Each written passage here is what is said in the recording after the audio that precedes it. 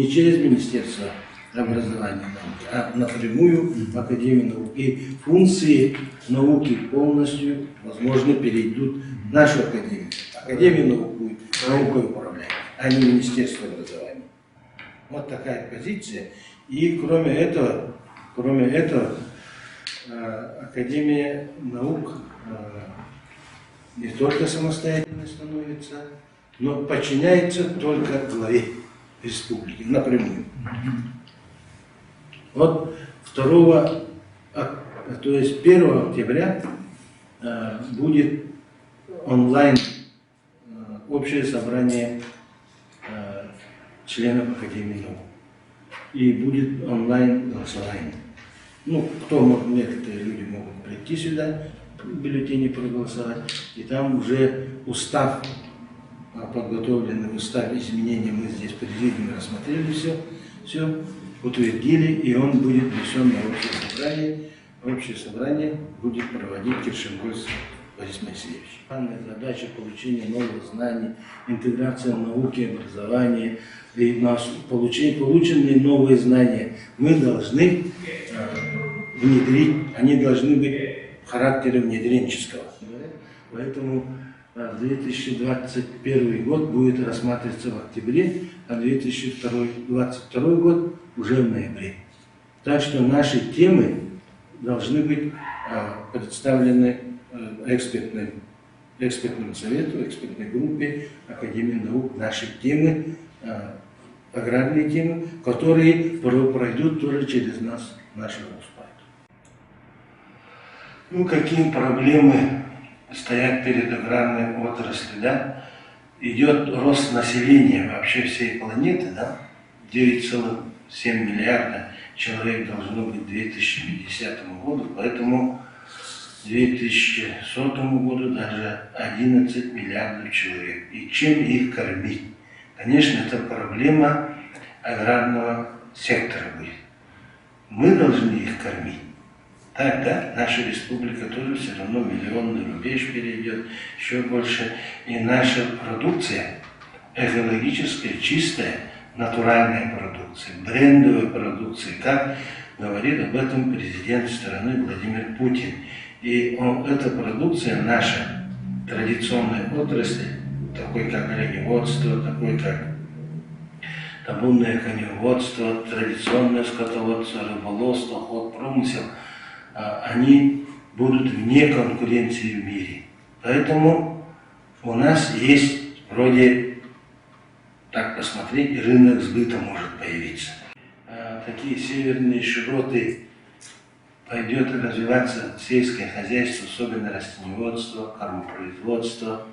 Если с этой позиции посмотреть, то мы можем иметь некую перспективу. А если мы составим такой проект, в связи с этим, что на севере можно расширить сельскохозяйственное производство и провести научные исследования в этом направлении, то возможно рассчитывать на финансирование. Люди, которые питаются натуральной продукцией, у них иммунная система становится как бы более сопротивляется, весь организм сопротивляется с коронавирусом. Не только с коронавирусом, а вообще после коронавируса там сопутствующие много идут другие заболевания, другие инфекции. Поэтому человек, который питается натуральной продукцией, он более устойчив. Вот такая сейчас модная такая реклама. Даже далеко недавно ходить, вот Чончоева рекламирует якутский скот, они употребляют молоко якутской коровы, из него делают сора, из него делают кёрча, из него делают всю очень многую продукцию. И дети, у них никто не болеет, внуки тоже не болеют, и сами они не болеют. А Чончоев же, мы все знаем, он участвовал в Чернобыльской катастрофе, да? Он в ликвидации, и очень получил большие дозы облучения. И он от этой болезни с большой радиоактивной болезнью, практически заболел раком. И его супруга его поставила на ноги благодаря молоку якутской коровы. Так что здесь у нас появляется использование биотехнологий. Вот тоже проблема. Не используется биотехнология у нас в республике. Не используется биотехнология. И об этом мы сегодня еще, я остановлюсь на этом, да? 25 декабря 2019 года вышло распоряжение правительства об адаптивных механизмах к глобальному потеплению. В двух этапах она. Подготовка первого этапа – это 2020 до 2022 года. Первый этап. Как раз сводится по дате со столетием нашей республики. И там расписано, что все регионы, все главы регионов должны представить свои проекты в связи с потеплением. Минфин, Минэкономики запланировать, предусмотреть на это средства. Далее, второй этап подготовить к 2025 году. Как раз столетие первой экспедиции, научной экспедиции Академии наук Якутской АССР. Помните, да? Вот столетие будет, начало этой экспедиции. Как-то ровно сочетается, да? Вот поэтому вот этот документ, очень большой документ, он предусматривает вот проведение больших мероприятий в Арктике и Субарктике. Как бы занимает самую большую шельфовую территорию в Арктике, да? И Субарктике. А Якутия занимает самую большую шельфовую территорию Российской Федерации. Поэтому нам, наверное, надо уделить особое внимание и быть вот к этому распоряжению правительства, быть как-то одними из передовых туда попасть. Вот. Ну и среди вызовов времени это сейчас семейные фермерские хозяйства и гендерная политика. В конце 2018 году готовился проект о семейных фермерских хозяйствах, особенно о гендерной политике был подготовлен проект Организации Объединенных Наций. Эта женщина становится главной. Вокруг женщины должно все создаваться. И такой проект подготовлен и начинает работать. Объявили десятилетие с 2019 года, десятилетие семейных фермерских хозяйств с гендерной политикой. Женщина-хозяйка, женщина-мать, женщина-управленец. А мы тут как ставим вопрос? Сейчас глава республики поставил задачу увеличения поголовья якутского скота. Ну и коронавирус тоже это диктует, увеличение поголовья якутского скота нашего. Да? Если мы будем заниматься гендерной политикой, женщина и якутская корова хорошо сочетаются. Да? И со следующего года на одну корову, да, 35 тысяч рублей. Вне зависимости от молочной продуктивности 35 тысяч рублей. А если женщина берет 10 голов коров, тогда что будет? 350 тысяч. А на одну племенную корову 17 тысяч дает федеральный бюджет. 52 тысячи. Это 500 000 рублей. Почему бы не поработать, да? Опять же, Чумчоева Яна Васильевна, 61 год женщине, и работает довольно успешно. Субсидий пока ничего никаких не берет. И тут якутская корова, продукция, ее белковость, ее целебность, вот, и тут еще дальневосточный гектар. Мы не можем использовать дальневосточный гектар. Поправки надо в закон нам быстро сделать, федеральный закон, что если гендерной политикой занимаются, без никаких проблем должны они брать дальневосточники даже в землях сельскохозяйственного назначения, даже в землях муниципальных и так далее, которые под что-то запланированы и так далее. Это не черта города, все. А то у нас говорят, это парк, это там резерват, это какая-то пашня брошенная, и не дают земли. Если дальневосточный гектар берут, женщины берут, на мужа, на детей, на внуков, это уже... И бросовые земли они будут брать, бросовые. А муж будет заниматься коневодством. 2 косяка или 3 косяка, 30 лошадей. На одну лошадь сколько? 16 тысяч рублей, да, племенной? Михаил Петрович? Да. Например, 16 тысяч рублей умножайте на 30, опять 500 000. Вот вам и 1 миллион. А дети будут заниматься чем? Пчеловодством. Дистанционное обучение сейчас. Зимнее время, а летнее время, пожалуйста, можно их учить и так. Летнее время. У меня такой проект был в свое время. Анатолий Афанасьевич помнит этот проект. Да? Вот. Так что вот такие, если проекты мы будем проталкивать, да, так теперь дальше у нас вот лидирующая роль сельских женщин. Вот здесь мы должны поработать с Институтом гуманитарных исследований и проблем малочисленных народов. Вот материальную культура же материальная и духовная, да? А материальную часть мы, как ионист может справиться, и Егосхан может с материальной частью производства.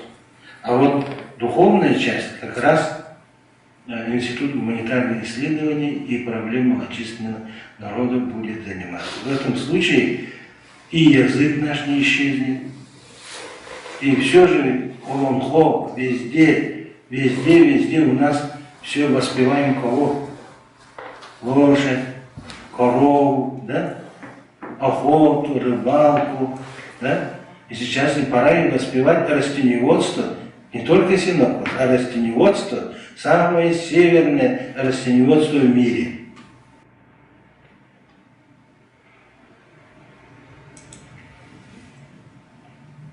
Так, и вот в вызовах времени еще хотелось бы затронуть вот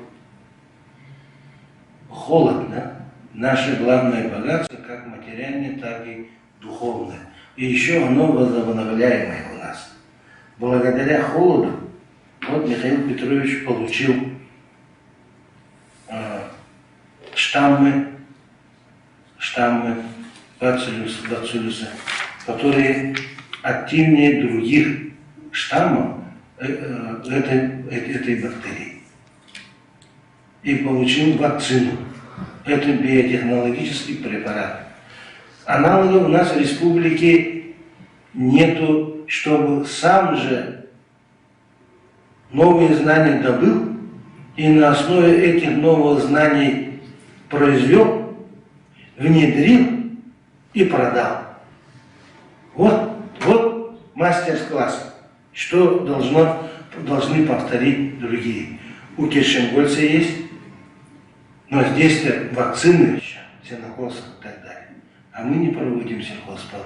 И это дает по самым таким маленьким таким расчетам, ну как бы, можно сказать, заниженным расчетам, снижение делового выхода на 10%. А это прямой урон республики от 300 до 500 миллионов рублей. А цена вопроса 35 миллионов рублей. Сейчас устроит Михаил Петрович в своем предприятии, учрежденном нашим институтом ЕНИСХом, производит и продает Казахстан, продает и другие, Центральную Россию покупают, Новосибирскую область покупает. Одним словом, от Урала до Владивостока, до Тихого океана никто ветеринарной вакцины не производит. Поэтому это благодаря холоду. Поэтому у Полины Петровны морозостойкие сорта картофеля, морозостойкие выращиваются у нас зерновые, морозостойкие многолетние травы. Вот так что все связанное с холодом, как бы у нас должно. Все, что я выступаю, это вокруг вот этого документа. То есть нашу часть детализирую. Здесь оно сделано как стратегия, а мы как тактику сделали здесь. Тактические подходы. И мы говорим, что мы хотим, у нас самая большая шельфовая территория, мы хотим научного сопровождения этого проекта. А возможно, чтобы Якутск стал центром арктических исследований. Что-то хорошее составляющее есть. Так, дальше вот развитие якутской породы скота с целью выведения новой, адаптированной для Арктики, субарктики, неприхотливой, продуктивной породы скота. Этот скот у нас уже есть. Афанасий Васильевич сколько работал, Коротов работал, многие наши ученые работали, а потом пришла перестройка, да? Комбикорм не стал поступать, искусственное осеменение не стало, и они, второе, третье поколение, да, они разведение в себе прошли. Это на северах, не на северах, а в отдаленных как бы селах и бусах. И оттуда можно фенотипировать, а потом генотипировать. Но нужно очень хорошее оборудование, научное оборудование, которым быстро можно генотипировать, найти тот ген, устойчивый ген, который от якутского скота передался, да, это неприхотливость. Это только поедать грубые корма, на нем стоять и давать молоко. Это не только грубые корма, но есть и ягель кушает наш скот. Наш скот и кору грызет, и почки ест деревьев, и кочки ест. То, что не хватает, она к микроэлементу ходит, ищет, находит тоже.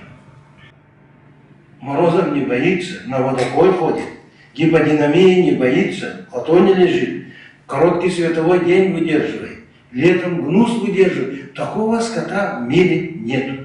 И не болеет некробактериозом. Поэтому нам только остается выявить нужно нашим. И тогда мы свой скот этот могли бы продавать по всем северам. Север Красноярского края, север Магаданской области, север Чукотки продавать. Всем северным территориям могли бы продавать Российской Федерации, ну, если получится, за пределы Российской Федерации, арктических, субарктических территориях. Поэтому вот я и название свое так и назвал. Так, далее, вот по табунному коневодству я не буду много говорить, да, но здесь, вообще здесь очень стабильно. Мне рекламы никакой не надо. А по северному домашнему коневодству надо, уже есть перспективы и работа задел в выведении якутской породы оленей. Это в таежной зоне, изгородным содержанием держания. Вот такой задел уже есть. А рыболовство, охотпромысел и новое вот пчеловодство, и вот северно-арктическое рыболовство, и новое северное овцеводство. Это почему? В этом сельское хозяйство, как сказал президент Академии наук Сергеев, это сейчас стало инновационным, биотехнологическим даже, и 3 отрасли науки, 3 направления сейчас поддерживаются очень сильно. Первое – медицина, второе – сельское хозяйство, потом связано с продуктами питания, и третье – оборонная промышленность, это военные технологии.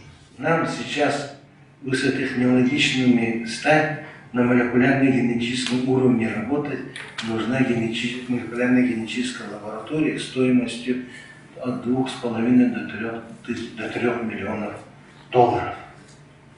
Это секвенирование генома, это анализ экспрессии. Мы бы могли бы тогда обеспечить институт биологии, а так как мы им будем работать, да, будем продукцию же выпускать, сельскохозяйственную, да, и окупимся. А институт биологии и медики присоединятся к нам.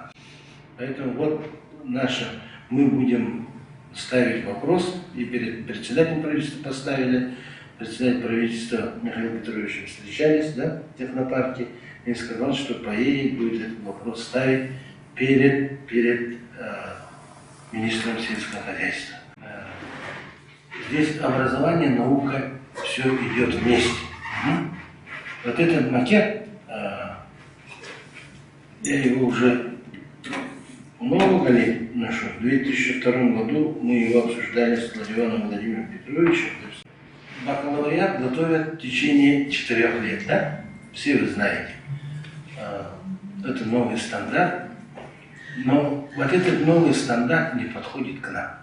Ну, по бакалавриату, по часам подходит, но у нас мы не можем в бакалавриате оленевода обучать. Нету там подготовка оленевода. Так, да? Нет. Подготовка коневода. Рабочей профессии нет. Оленевода, коневода, скотовода, рыболова, охотника нету. Нету земледела, нету. Например, овощевода нету. Овощевода открытого грунта, закрытого грунта. Нету механизатора, нету. Нету. Непростой же водитель должен тоже на эту технику, на этой технике, спецтехнике работать. Как он будет работать? Нету обучения. Вот этот бакалавр, да, и вот этот магистр, и вот эта аспирантура, докторантура, вся она у нас, докторантуры у нас уже нет почти. Но вот эти советы, все мы едем защищаться в Москву, в Новосибирск и так далее. И аспирантуру некоторые там проходят, а учимся мы по стандартам для центральной России кадры готовим. Вот по этим стандартам. Поэтому нам надо поставить вопрос поменять стандарт. И тут, да, я в Исландии, вот вместе мы с Григорием, Алексеем Григорьевичем Пудовым ездили, мы видели что-то наподобие, да, вот на первом курсе они обучают рабочей профессии. Мы коневодчески смотрели, коневодчески, да, они на первом курсе обучают коневодам чистить лошадь, кормить лошадь. Вот этим занимаются. Ну, конюха готовят. Все. И курсовую работу пишут. Как хорошо кормить, там, чем кормить, какой, там, какими смесями и так далее. Как чистить копыта, как расчесывать лошадь, все. Как его, это, ну, сбрую наливать и так далее, и так далее. Но не ездить не учат их. В первом курсе. И вот с первого курса у них где-то 25% из 100, да, 25 человек уходит в производство, работать конюхами. А 75 человек, которые лучше, хорошо учатся и проект какой-то напишут с хорошими оценками, они переходят во второй курс. Но зато они получают после первого курса сертификат и идут работать конюхами, и их там ждет заработная плата 5000 евро. Конюх половина налогами забирают, там образовательный налог, здравоохранение, все. Но 2500 он получает себе на руки. Так? Хорошо же, да? Евро. На втором курсе, да, 75 человек осталось, из них тоже на третий курс только 50 переходит. А 25 тоже уходит. Это типа старшими коневодами, там, старшими конюхами работают. На третьем курсе уже, да, это уже он получается почти как близко к специалисту. Там уже осталось сколько? Тут 75, 50, 25 на четвертом курсе. Заканчивает, ну, может, 20-23 человека. Из 100 получают диплом бакалавра. Потом в магистратуру только 5 человек идут. Самых лучших. Если есть необходимость, необходимость это какая? Изучить какую-то тему, выполнить работу и решить производственную проблему. Вот так они работают. Дальше. Первый курс магистратуры они тоже могут отсеять, ну, отправить его в работу. На второй только выходит, кто хорошо освоит, кто хорошо учится. Затем в аспирантуру тоже, вот в аспирантуру, только по необходимости. Есть проблема, у них уже деньги заранее планируют, деньги для решения данной проблемы. И лучший проходит туда. Тоже с первого курса могут, он не справился, с ним попрощаться. Их несколько, конкуренция постоянно. Кто может решить эту проблему? Например, решение проблемы трескания копыт. Вот должен решить. В бакалавриате они решали, вот на первом курсе они решали просто мыть, хорошо мыть. На втором курсе использование йода. На третьем курсе они использовали какие-то более уколы, ставили там, может быть, использовали пробиотики какие-то. На четвертом курсе уже из области какое-то хирургическое вмешательство, в магистратуре уже научная работа. Это уже на уровне, они ищут какое заболевание, как его генетически, там, вот это, если у такой масти нету, у такой масти есть, тогда такую масть, вот, как бы по экстерьеру. А в аспирантуре уже генетика идет уже. А в докторантуре уже они что? Этот ген непосредственно даже пересаживают. Вот поэтому у нас тоже так должно быть. Ну и вот диссертационный совет. Самое это главное диссертационный совет. Если у нас диссертационного совета не будет, то наши проблемы будут решаться в Новосибирске или в Москве или где-то. Там будут восседать совсем другие люди, которые далеки от наших холодовых проблем. Все заболевания у нас связаны с холодом, все заболевания у нас связаны у животных с таким бескормицей или там гнус, жара, холод там. Ну, у нас специфика такая. В Арктике и субарктике лидирующие позиции взять. Как в России, так и в мире. Потому что самого большого холода нигде нет, как у нас. Самая большая шельфовая территория у нас. Наши предки на генном уровне, уже у нас есть решение холодовых проблем. Наши предки дружили с холодом. Они тоже научно подходили к решению всех проблем. Поэтому выжили, не только выжили, а имели свою элементы государственности, имели свой язык, очень богатый эпос, Оломхо, свое жилище, свои средства производственные. Имели все, обучали, обучение было. Бабушки обучали, дедушки обучали своих, старики обучали всему. Влияние потепления на почву. Тут нет уже. Нет, а тут нет. Тут оно не детализировано, да? Леонид Николаевич, я просил бы, касалось и на соус аграрный. Там и с сельских районов учатся, и по гуманитарным наукам. Эти темы надо очень сильно двигать. Вот. Создание научно-образовательного инновационного центра. Вот. То есть НОС может быть в самых различных направлениях. Вот. Хорошо? Вот это первое. Второе, по аграрному сектору экономики. Знаете, по животноводству в ближайшие годы возникнет очень серьезная проблема. Поэтому я просил бы по развитию животноводства нашей республики очень сильно поставить вопрос развития луговодства. То есть с гектара, в принципе, мы можем по 2 тонны сена собрать, средний. Самые лучшие годы можно по 3. Я работаю в районе, в Сунтарском районе, мы до 8 тысяч гектаров довели. И собирали по 2 тонны каждый год. Самое главное, механизированным способом все это собирается. Это подсобное, это все дополнительно. Личное. А у них это основное хозяйство. Личное хозяйство, да. Личное крестьянское хозяйство. Поскольку 50 с лишним процентов у них находится, там скоро возникнет проблема. Потому что средний возраст этих людей составляет примерно 47-48 лет.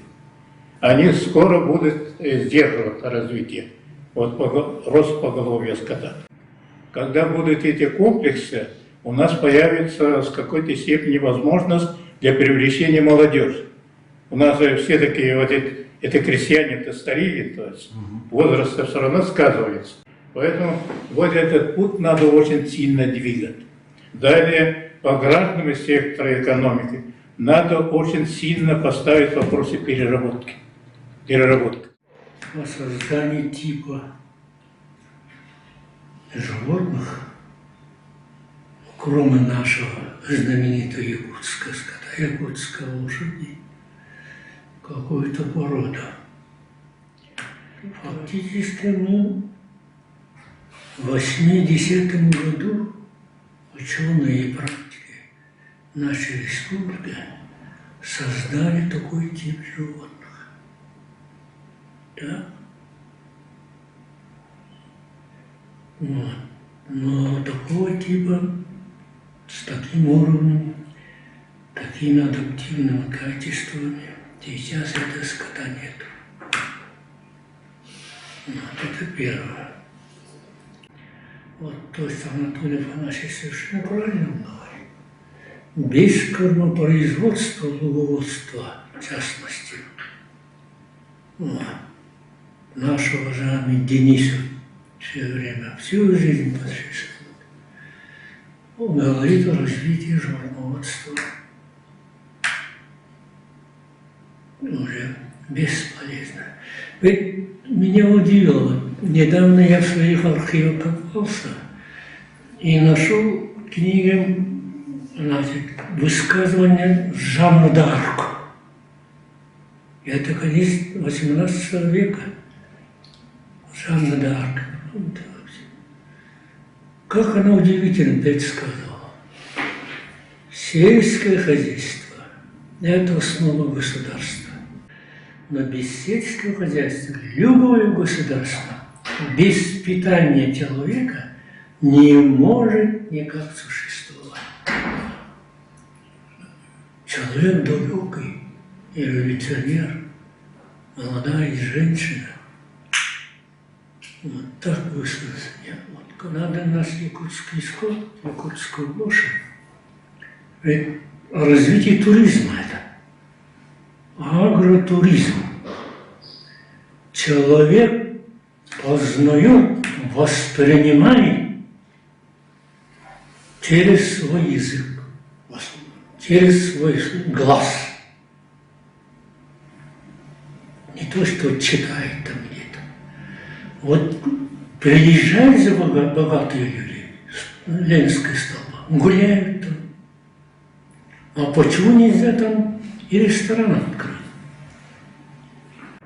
Заповедник, там все наши, начиная от этих наших музеев Мамонта и так далее. Организовать такой комплекс, содержать якутский скот, показать. Якутскую лошадь. Так, и рекламировать. Пусть они же там покушали бы это, и тогда совсем другой был подход на нашем охране генофонда и, значит, ну и селекции животных. Только мы работаем на молоко, мясо, а мало работаем на адаптации, поэтому выдвигается новая терминология. Адаптивная селекция. Вот по картофеловодству. Владимир Петровна прекрасно выступила, я в газете читал в тот раз. Очень актуально. Да. Вот я Николаевич сегодня сказал насчет кормопроизводства. Сколько Денисов говорил, вот адаптивность. Своих местных, надо работать на местных сортах растений, на местных животных. И это один из путей, это реклама. Реклама. Наука тут рекламы. Ученые только делают. Не фермер делает, не какой-то чиновник, а наши труды и в то же время, значит, создание определенных материальных баз. Ну, я вот так думаю. Спасибо. Хотел бы, чтобы в нашем предложении Академии наук и нашему руководителю, главе, поставить вопрос о плане освоения инновационных разработок. У нас есть разработок очень много в нашем институте, около 60. Ну и вы посчитали, мы выпустили каталог законченных разработок, то есть для инноваций, да. Ну они расстались, потому что минимально 50-60 миллионов рублей для внедрения ежегодно. Если мы хотим, чтобы наша республика развивалась, если мы хотим, чтобы наши научные разработки не оставались на бумаге. Ну, вот для этого вот и создается научно-образовательный центр НОС. НОС, он был начат еще в 2019 году. Сейчас в Академии наук уже он подготовлены все документы. Мы всю зиму работали, с января по-моему, май. Мы выпускаем, об этом я говорил вам, вы это знаете, вирусные болезни. По вирусным болезням, уважаемые коллеги, у нас в республике нет ни одной лаборатории, нет вирусологов. Леонид Николаевич, нам надо сформировать такое направление.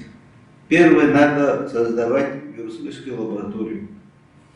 А в вирусологической лаборатории там руководители, исполнители и тому прочее. Это все мы найдем. Есть у нас люди, которые прошли стажировки в вирусу. Если у человека вирусная болезнь есть, а у животных еще больше вирусных болезней. Все эти вирусные болезни там были сначала у животных, а потом они перешли на человека. А такая опасность у нас есть.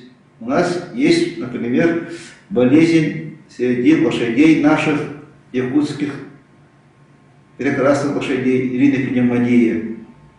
В 2019 году вышли новые правила борьбы, профилактики этой болезни. Там черным по белому написано, что у больных лошадей мясо не употребляется. Мясо перерабатывается и дается в корм животным. А у нас, уважаемые коллеги, я этим занимаюсь, изучаю, разработал вакцину против ринопневмонии лошадей. Знаю, что каждое хозяйство имеет лошадей, которые носят вирус ринопневмонии. А наша ветеринарная служба, даже в плане ветеринарной службы нет исследования на вирус ринопневмонии. И у нас даже в ветеринарной лаборатории республиканской нет вирусологов. Они могут определить только антитела к вирусу ринопневмонии. То есть вирус сами выделить, идентифицировать наша республика не может. Это бомба замедленного действия, Леонид Николаевич. Пожалуйста, давайте мы общими усилиями, пока если мы еще что-то можем, давайте поставим такой вопрос. Я вам уже говорил, что я буду готовить документ, я его закончу эти дни. И мне. Да, конечно, вам. Мы же с вами работаем. Поэтому я, чтобы знали члены нашего ОУС. Мы же его будем потом обсуждать. Эта проблема очень такая. И еще у нас в прошлом году впервые в нашей республике зафиксировано инфекционное заболевание, инфекционная анемия лошадей. Его не было никогда, Леонид Николаевич. Мы с вами все это знаем, это же вот из-за потепления. Появились переносчики. Инфекционную анемию переносят насекомые. А в Ангинском улусе выявлена инфекционная анемия лошадей. Это острая заразная болезнь животных, который при появлении этой болезни только один метод – это убой. Как белокровие, да? Да, это болезнь крови. Ну, не рак, а там в клетках развивается простейший. Мы очень мало внимания уделяем основе животноводства. Это корма. Это основа. Ну, вот как раз сегодня этот вопрос затронут. Это самое, плоскорезы, это хорошо, конечно, это восстановление лугов. Есть такие у нас разработки, которые мы можем внедрять. Имеются они, проводились и Колесниковым в свое время, и многими другими учеными. И кроме того, сейчас еще осеянных пастбищах надо говорить. Это значит производство трав многолетних, которые у нас созданы в институте в достаточно большом количестве, но внедрение их идет очень слабо. Да, нам выделили это 16 миллионов. Но что такое 16 миллионов? Это действительно, Леонид Николаевич говорит, зарплата одного человека из газа. И то мы их не получили. Из нефтегаза. И то мы в этом году их не получили. А для того, чтобы внедрить наши сорта, нужно поля, нужна обрабатывающая техника, нужны комбайны, нужны много-много всего. Животное живет на земле и питается растениями, которые дает земля. Вот о плодородии почв тоже я, например, считаю, очень сейчас опасное положение складывается в почвенном плодородии. Ну, во-первых, учитывая, что потепление климата, значит, у нас протаивание больше получается. Соли, которые находятся над мерзлотным слоем, поднимаются наверх. У нас повышается вторичное засоление земель. Очень много, засоленность очень высокая, а это значит снижается урожайность. Появляется очень много проталин, как мы называем вымочки, вот такие вот. То есть поля, а у нас на всю республику ни одного планировщика нет, ни одного вообще. У нас единственное вот 2 или 3 мульчера было, которые действительно, они выравнивают землю. Ну, была программа по мульчированию у мелиораторов, но сейчас что-то тоже проблемы с них возникают с этим. Я в прошлом году вот пыталась договориться, чтобы сделать, но они попросили у меня многолетних трав